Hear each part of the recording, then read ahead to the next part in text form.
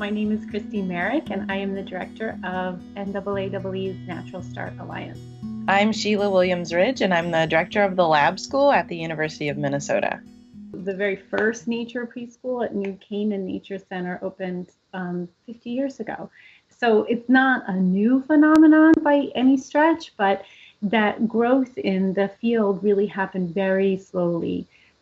We actually just looked at it recently because we were curious to see if we could sort of track that trajectory. And what we found was from 50 years ago, from the first program here in the United States, through to just about 5 years ago, there was this very slow growth. We kind of think of it like a trickle, just adding few. Maybe about 5 years ago, there were about 25 or so programs. And then all of a sudden, in the last few years, the graph just goes straight up. I mean, just this huge interest very recently, just in the last, like I say, 5 years or so. There's this triad of professionals. It's Patty Bailey, Marcy Altman, and Ken Finch. And they have worked together at various times over the past, I don't know how many years, but a lot of years. And they have experience at that school in New Canaan, but also the nature-based school in Nebraska. And they brought that expertise to Minnesota as well in a variety of different ways, and also to the Schlitz Audubon in Milwaukee, and which opened just a few years after Dodge. And I think that group of people has also done an amazing thing for the growth of this field. Ruth Wilson was probably the first person to use the term early childhood environmental education and sort of describe it as a discipline. And researchers have known for a long time that nature is critically important for our health and development. But I think we have to give a lot of credit to Richard Louv and his book, Last Child in the Woods, for really bringing attention to it in the mainstream.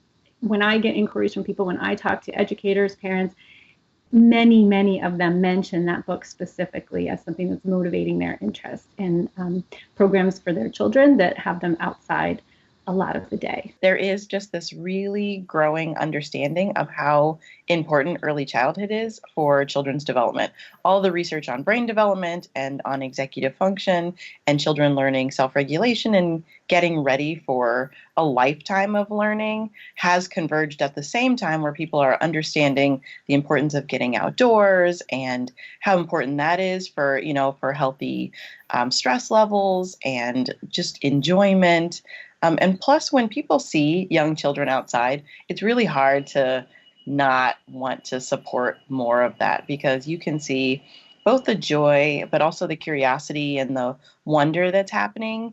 And you can see children learning actively every single time they go outside and explore something. I also think that right now, with so much kind of new technology and children being exposed to so much technology, that families are starting to really pay attention to children living a more balanced life.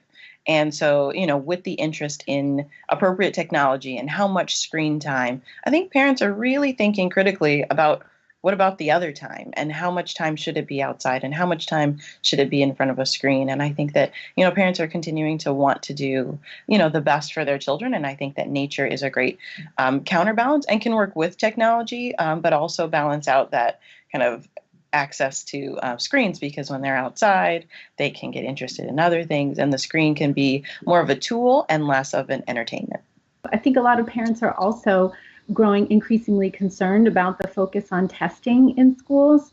They're concerned about what that means for their children in terms of their amount of time indoors, doing very repetitive activities. And I think a lot of parents are looking for some alternatives that will still meet academic goals, but allow their children more time outside, more play-based education that we know is good education, but also helps take advantage of a lot of the benefits of nature.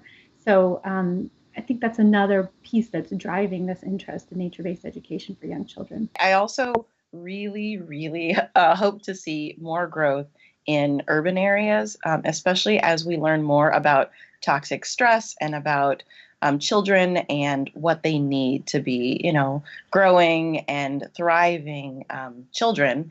And I think that nature is a really great fit for overcoming some of those barriers and for helping build the resiliency of young children.